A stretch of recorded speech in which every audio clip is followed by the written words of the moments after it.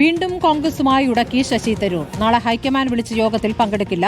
പകരം നാളെ കോഴിക്കോട് നടക്കുന്ന ലിറ്ററേച്ചർ ഫെസ്റ്റിവലിൽ പങ്കെടുക്കും. കൊച്ചിയിൽ നടന്ന മഹാപഞ്ചായത്തിൽ രാഹുൽ ഗാന്ധി തന്നെ അവഗണിച്ചു എന്നാണ് തരൂർ പക്ഷം പറയുന്നത്. നോബിൾ മാരിക്കാരൻ വിവരങ്ങളുമായി. നോബിൾ, ഒന്ന് പാർട്ടിയുമായി രമ്യതയിലായതായിരുന്നു, വീണ്ടും ഉടക്കുകയാണോ തരൂർ?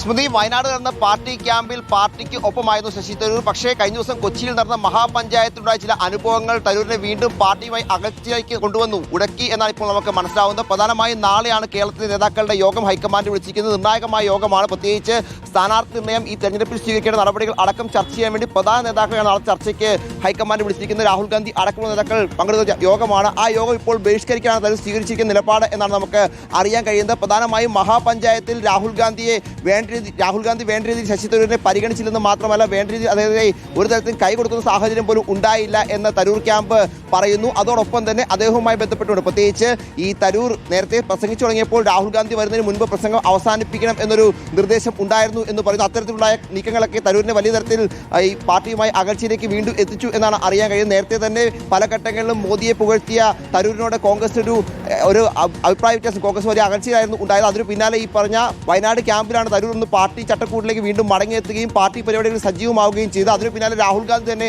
സംസ്ഥാനത്തെത്തി ഏറ്റവും വലിയ പരിപാടി സംഘടിപ്പിച്ചപ്പോൾ ആ പരിപാടിയിൽ തരൂരിന് ഒരു തരത്തിലുള്ള പരിഗണന ലഭിച്ചില്ല എന്നാണ് ഇപ്പോൾ ക്യാമ്പ് പ്രധാനമായും വിമർശനം ഉന്നയിക്കുന്നത്. നാളെ ഇപ്പോൾ അദ്ദേഹം കോഴിക്കോട്ടെ ലിറ്ററേച്ചർ ഫെസ്റ്റിൽ പങ്കെടുക്കാൻ വേണ്ടി പോകുന്നു എന്ന വിവരമാണ് ലഭിക്കുന്നത്. 27-ാം തീയതി മാത്രമാണ് തരൂരിന് ഇപ്പോൾ ദില്ലിയിലേക്ക് മടങ്ങിയെത്തുക എന്നും അറിയാൻ കഴിയുന്നു. അതായത് തെരഞ്ഞെടുപ്പുമായി ബന്ധപ്പെട്ട നിർണായക യോഗം ബഹിഷ്കരിച്ചുകൊണ്ട് തരൂർ മറ്റൊരു പരിപാടിയിൽ പങ്കെടുക്കാൻ വേണ്ടി പോകുന്നു എന്നാണ് ഇപ്പോൾ മനസ്സിലാവുന്നത്. സ്വാഭാവികമായും അത് കോൺഗ്രസിനകത്ത് പ്രത്യേകിച്ച് തിരുവനന്തപുരം പോലെ ജില്ലയിൽ വലിയ ചലനങ്ങൾ ഉണ്ടാക്കും എന്ന കാര്യത്തിൽ സംശയമില്ല. ഇനിയിപ്പോൾ ഏത് തരത്തിലായിരിക്കും തരൂരിനെ അനുനയിപ്പിച്ച് ഒപ്പം നിർത്താനുള്ള നീക്കം നേതാക്കളുടെ ഭാഗത്ത് ഉണ്ടാവുക എന്നാണ് അറിയേണ്ടത്. KPCC അധ്യക്ഷനുള്ള ആളുകൾ തരൂരുമായി സംസാരിക്കും.